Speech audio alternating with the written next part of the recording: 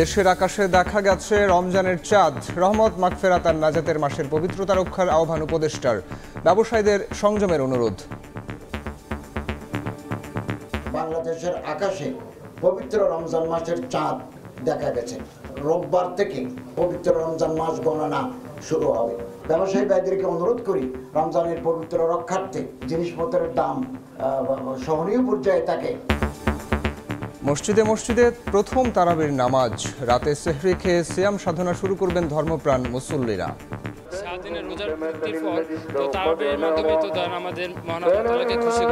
আল্লাহর পক্ষ থেকে রহমত, বরকত, নাজাত যেন পেতে পারি। আমরা প্রতিটি মুসলমান এই রমজানকে ইবাদতের মাধ্যমে কাটাবো। আল্লাহর কাছে চাওয়া আমাদের দেশটা শান্তি থাকুক, ভালো থাকুক, দেশে কোনো অশান্তি না থাকুক। আমাদেরকে যে পবিত্রতার বার্তা দিয়ে যায় এই মাহে রমজান, এটা যেন আমরা ভুলে না যাই। দেখছিলেন প্রধান শিরোনাম। রাত 11টার সময়ের সঙ্গে আছি আমি সাইফুল রুদ্র। এবার অন্যান্য শীর্ষ সংবাদ। লেবুরহালি 100, চাহিদার সুযোগে বেড়েছে শসা বেগুনের দামও। ডাল, ছোলা, চিনি, খেজুরে স্বস্তি। সরকার তৎপর থাকায় এবার রোজায় পণ্যের দাম কম, বললেন প্রেস সচিব। 1 মাসের মধ্যে নির্বাচনের রোডম্যাপ দাবি বিএনপির, নইলে রাজনৈতিক শক্তিগুলোর সঙ্গে বসে সিদ্ধান্ত নেওয়ার হুঁশিয়ারি নেতাদের। দেশবিরোধী চক্রান্ত রুখে দেওয়ার ঘোষণা। 1.5 মাসের মধ্যেই শুরু হচ্ছে গণহত্যায় অভিযুক্ত শেখ হাসিনার বিচার কাজ, জানালেন চিফ প্রসিকিউটর। চলতি মাসেই বিশেষ মামলাগুলোর তদন্ত প্রতিবেদন আদালতে দাখিল। ঢাকার নিরাপত্তা জোরদারে অল আউট অ্যাকশনে ডিবি। ছিনতাইয়ে জড়িতদের বেশিরভাগই কিশোর গ্যাংয়ের সদস্য। টঙ্গীতে যৌথ বাহিনীর অভিযানে আটক অর্ধশত। এবং প্রতিশ্রুতির পরও থামছে না বিএসএফের নৃশংসতা। এবার কসবা সীমান্তে গুলিতে ছড়ল বাংলাদেশি যুবকের প্রাণ। প্রতিবেশীরাও অনুপ্রবেশ করলে কঠোর হওয়ার হুঁশিয়ারি বিজিবির।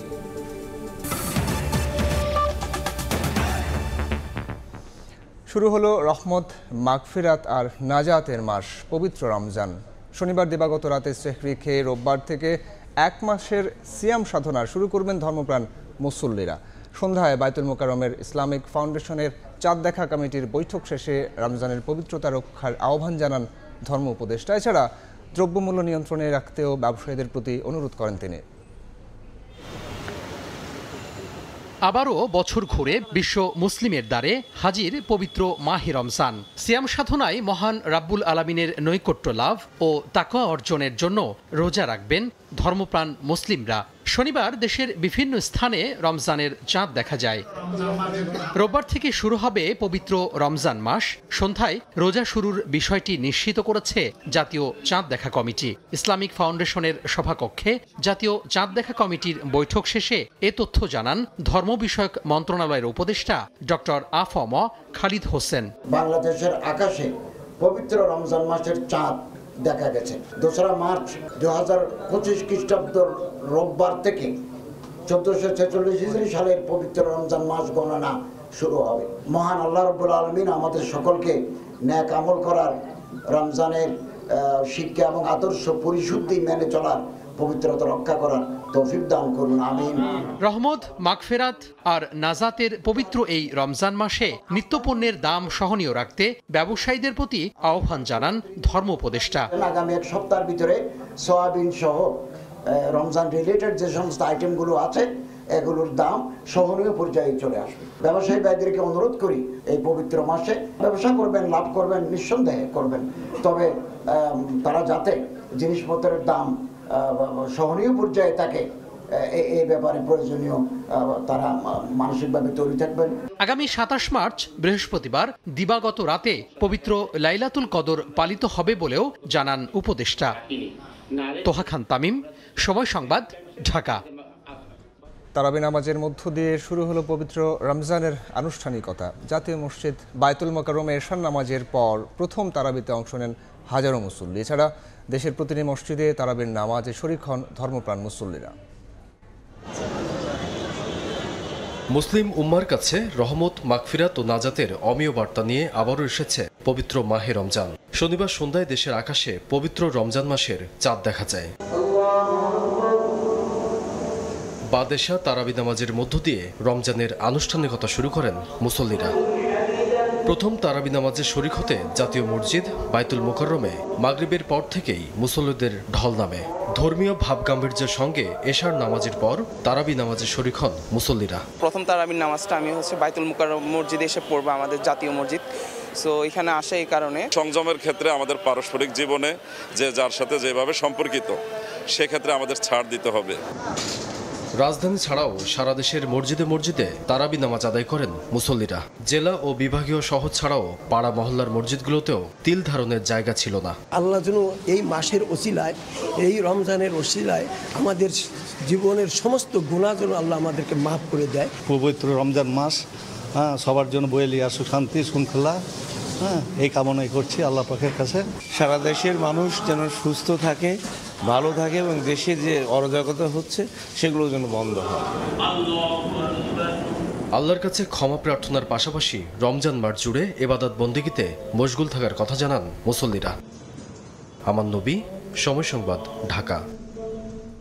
রোজার আগে হঠাৎ চাহিদা বেড়ে যাওয়ায় বেপরোয়া বিক্রেতারা এক হালি লেবুর দাম হাঁকছেন 60 থেকে 200 টাকা পর্যন্ত। একই ধরনের পরিস্থিতি শসা ও বেগুনের দামেও। অস্বাভাবিক দাম বাড়ার যৌক্তিকতা নিয়ে প্রশ্ন তুলেছেন কৃষি অর্থনীতিবিদরা।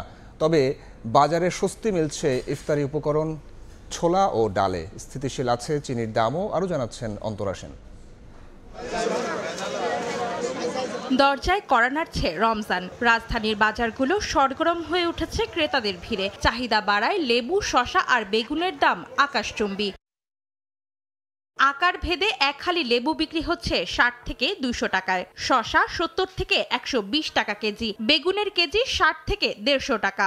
সরবরাহ থাকার পরও দাম বাড়ার কারণ হিসেবে চাহিদা বৃদ্ধির অজুহাত বিক্রেতাদের। ক্ষুব্ধ ক্রেতারা। টমেটো ছিল 20 টাকা কেজি, এখন 30 টাকা 35 টাকা।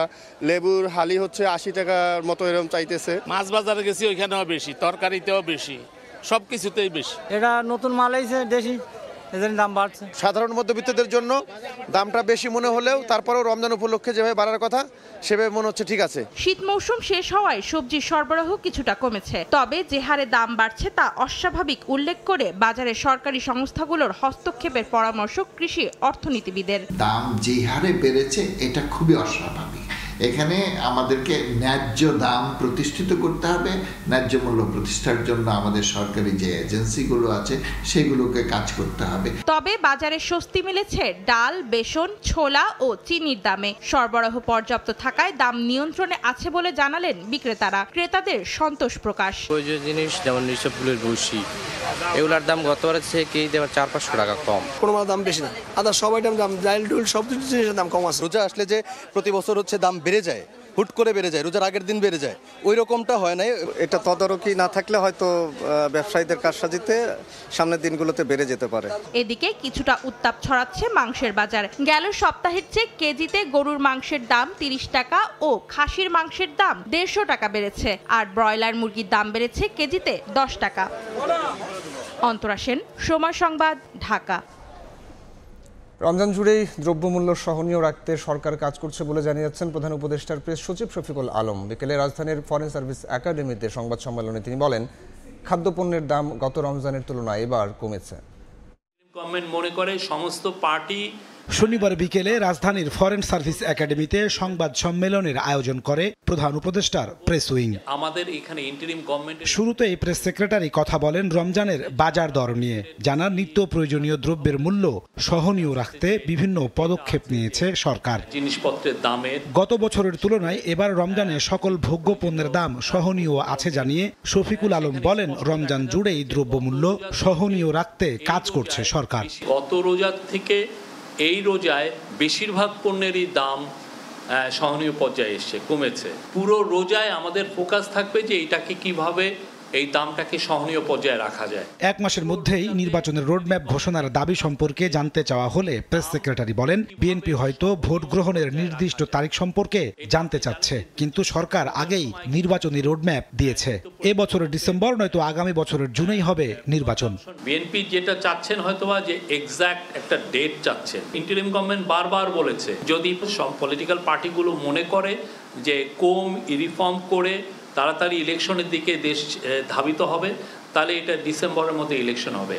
আর যদি পলিটিক্যাল পার্টি চান যদি আরও কিছু রিফর্ম হোক হওয়ার পরে ইলেকশন, সেক্ষেত্রে আরও 3 মাস এটা দেরি হতে পারে। সকল রাজনৈতিক দলের সমান সুযোগ তৈরির জন্য সরকার কাজ করছে বলেও জানানো হয় সংবাদ সম্মেলনে। সর্বপরিস্থিতি প্রতিনিয়ত মনিটর করছি। নাজমুস সালেহী, সময় সংবাদ, ঢাকা। 1 মাসের মধ্যে নির্বাচনের রোডম্যাপ না দিলে রাজনৈতিক শক্তিগুলোর সঙ্গে বসে পরবর্তী সিদ্ধান্ত নেওয়া হবে, এমন হুঁশিয়ারি দিয়েছেন বিএনপির স্থায়ী কমিটির সদস্য সালাউদ্দিন আহমেদ। গণতান্ত্রিক ব্যবস্থা থেকে পিছিয়ে দিতেই সেকেন্ড রিপাবলিক ও গণপরিষদের বিষয় সামনে আনা হচ্ছে বলে দাবি তার। দলটির অন্যান্য নেতারা বলছেন, নির্বাচন পেছানোর কোনো ষড়যন্ত্র মেনে নেবে না জনগণ।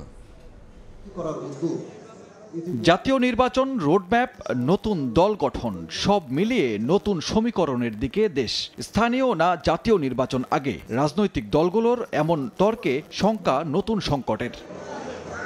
ছাত্রদের নতুন রাজনৈতিক দলকে স্বাগত জানালেও সেকেন্ড রিপাবলিক ঘোষণা ও গণপরিষদ গঠনের প্রক্রিয়ার কঠোর সমালোচনা করেছেন বিএনপি নেতারা। রাজধানীর ডিপ্লোমা ইঞ্জিনিয়ার্স ইনস্টিটিউশনে এক আলোচনায় দলটির স্থায়ী কমিটির সদস্য সালাহ উদ্দিন আহমেদ বলেন, নির্বাচন পেছানোর ষড়যন্ত্রে একটি মহল চক্রান্তে লিপ্ত।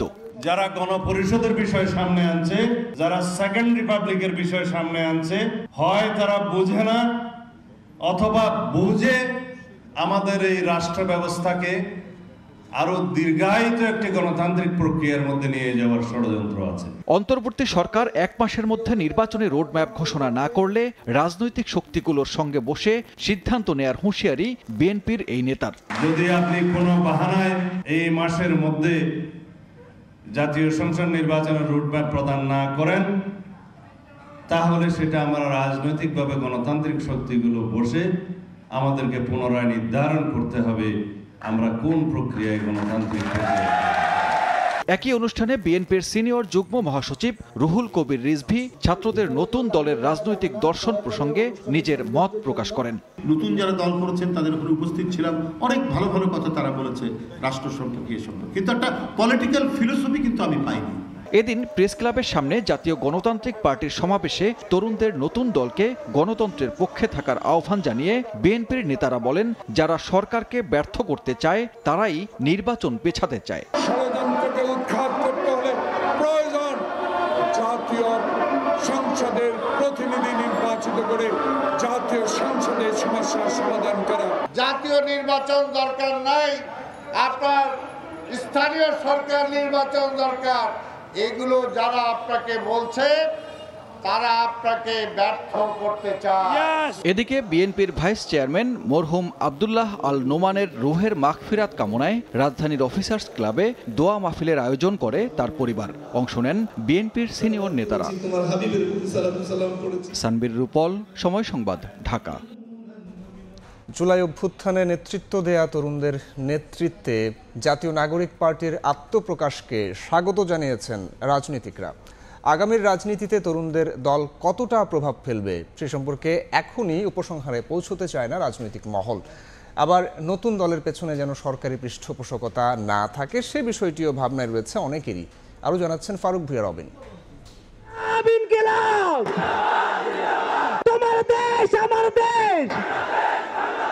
জল্পনা কল্পনা শেষে যাত্রা শুরু জাতীয় নাগরিক পার্টির। রাজনীতির মঞ্চে জুলাই অভ্যুত্থানের নায়কেরা। দালালি না রাজপথ, ক্ষমতা না জনতা।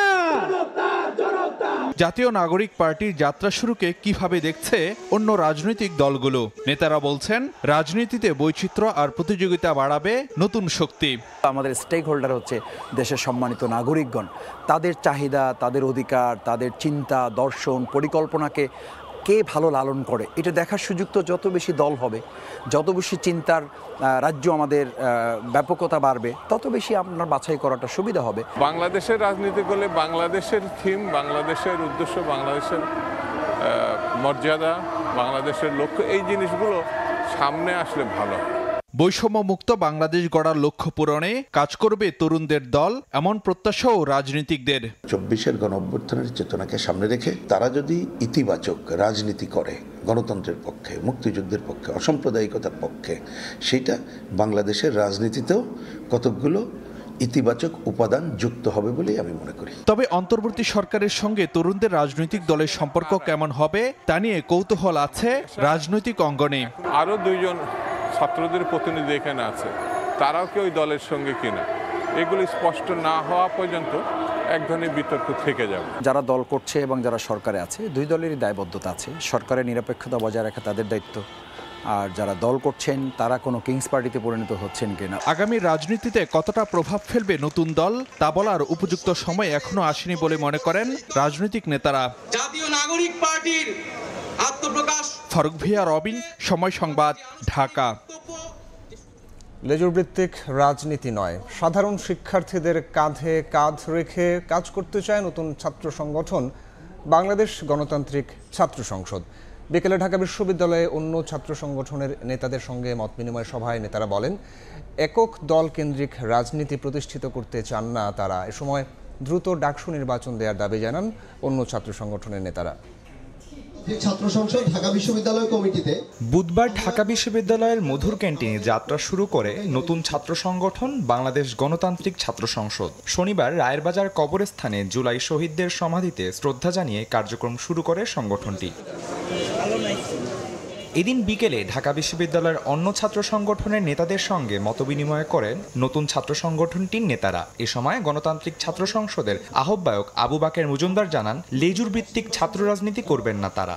আমরা লেজুর ভিত্তিক ছাত্র রাজনীতি এখন আসলে আমরা চাই না, কারণ আমরা দেখেছি ছাত্রলীগ লেজুর ভিত্তিক ছাত্র রাজনীতির মাধ্যমে ক্যাম্পাসগুলোকে কিভাবে কুক্ষিগত করেছিল। তো সেই প্রেক্ষিতে আমাদের এই যে লেজুর ভিত্তিক যে ছাত্র রাজনীতি, তার বিরুদ্ধে আমাদের লড়াই আগেও ছিল, আমরা মনে করছি আগামীতে আমাদের সেই লড়াই চলমান থাকবে। মতবিনিময় সভায় অন্য সংগঠনের নেতারা বলেন, সব ছাত্র সংগঠনকে সাধারণ শিক্ষার্থীদের পাশে থেকে কাজ করতে হবে, দায়বদ্ধ থাকতে হবে জুলাই শহীদদের প্রতিও। আমরা এই সময় যারা ছাত্র রাজনীতি করছি, যারা গণ অভ্যুত্থানের সক্রিয় ভূমিকা পালন করছি, তাদের প্রত্যেকের উপরই প্রায় 2000 শহীদের দায় রয়েছে। সাধারণ শিক্ষার্থীদের যে দাবিসমূহ, সেই দাবিসমূহ বাস্তবায়নের ক্ষেত্রে এই নতুন সংগঠন দৃঢ়ভাবে কাজ করবে। একজনের গণতান্ত্রিক অধিকার হরণ হওয়া মানে প্রত্যেকের গণতান্ত্রিক অধিকার ঝুঁকির মুখে পড়ে যাওয়া।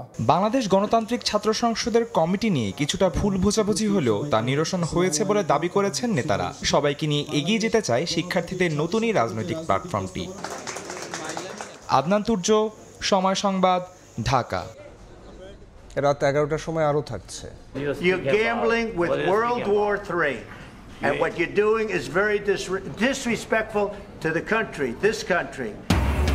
ট্রাম্প জেলেনস্কি বৈঠকে নজিরবিহীন বাগবিতণ্ডা। ভেস্তে গেল খনিজ চুক্তি, ইউক্রেনকে সমর্থন ইউর, মার্কিন প্রেসিডেন্টের প্রশংসায় রাশিয়া। চলতি মাসেই শেখ হাসিনার বিরুদ্ধে করা মামলার তদন্ত প্রতিবেদন দাখিল এবং 1 থেকে 1.5 মাসের মধ্যে বিচার কাজ শুরু হবে। দুপুরে সিলেটে এক কর্মশালায় একথা জানিয়েছেন আন্তর্জাতিক অপরাধ ট্রাইব্যুনালের চিফ প্রসিকিউটর মোহাম্মদ তাজুল ইসলাম। অনুষ্ঠানের শিল্প উপদেষ্টা আদিলুর রহমান খান বলেন, 15 বছরে দেশের আইন ও বিচার ব্যবস্থা ধ্বংস করে ফেলা হয়েছিল। ছাত্র জনতা এই অবস্থা থেকে নতুন বাংলাদেশ উত্তরণ ঘটিয়েছে। প্রযুক্তি নির্ভর একটি প্রশাসন ব্যবস্থা মামলা পরিচালনা শেখ হাসিনা সহ প্রধান কয়েকটা মামলার তদন্তের রিপোর্ট এই মাসে অর্থাৎ মার্চ মাসের মধ্যেই আমরা পাবো বলে আশা করছি, এবং যদি আনুষ্ঠানিকভাবে এই তদন্তের রিপোর্ট আমরা পেয়ে যাই, তাহলে আমরা তারপরে 1 মাস বা 1.5 মাসের মধ্যে আনুষ্ঠানিক বিচারের যে প্রক্রিয়া সেটা শুরু হয়ে যাবে। এবং সেক্ষেত্রে শুরু হয়ে গেলে তারপর বলা যাবে যে কতদিন লাগবে, কারণ এই বিচারে বিচারিক যে ডকুমেন্টসগুলো আছে, ডিজিটাল এভিডেন্স আছে, লাইভ এভিডেন্স আছে, ডকুমেন্টারি এভিডেন্স আছে, এবং দুই পক্ষের সাক্ষীর ব্যাপার আছে, সেগুলো আদালত নির্ধারণ করবেন যে কতদিন সময় সেখানে তারা নেবেন। দেখছেন রাত 11টার সময়, সঙ্গেই থাকুন। এবার বাণিজ্যের সংবাদ।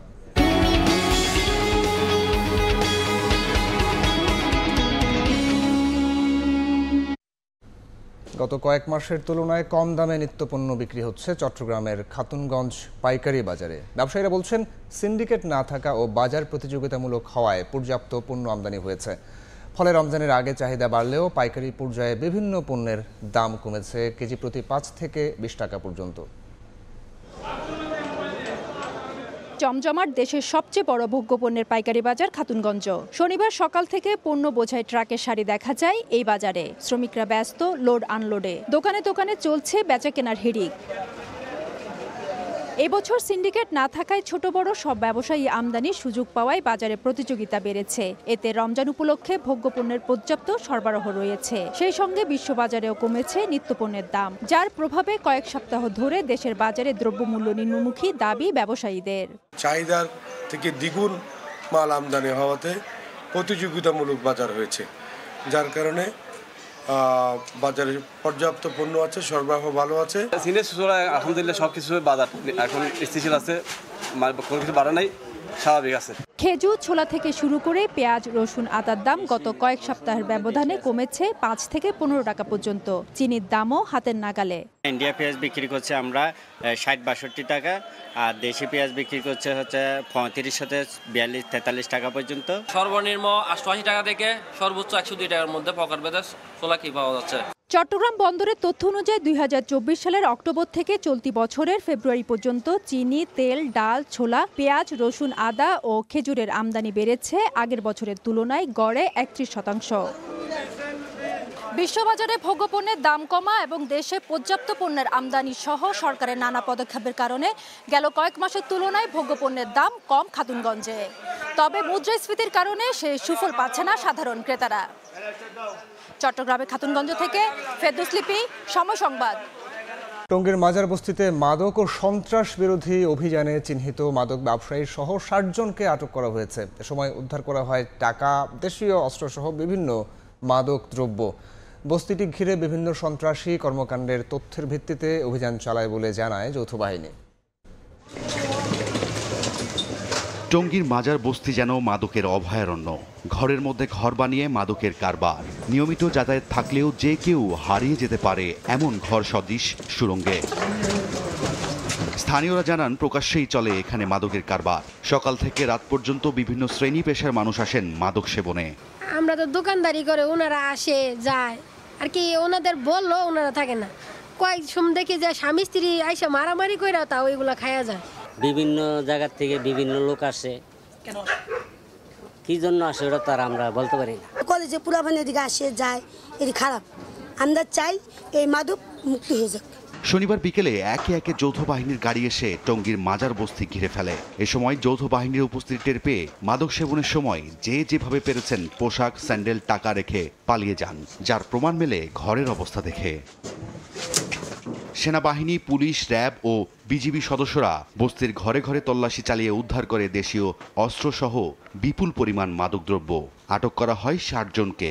অভিযানের নেতৃত্ব দেয়া গাজীপুর জেলা প্রশাসনে কর্মরত নির্বাহী ম্যাজিস্ট্রেট রায়হানুল ইসলাম জানান, সন্ত্রাসী কর্মকাণ্ড, মাদক ব্যবসা ও বিভিন্ন মামলার এজাহারভুক্ত আসামিরা বস্তিতে আত্মগোপনে ছিলেন।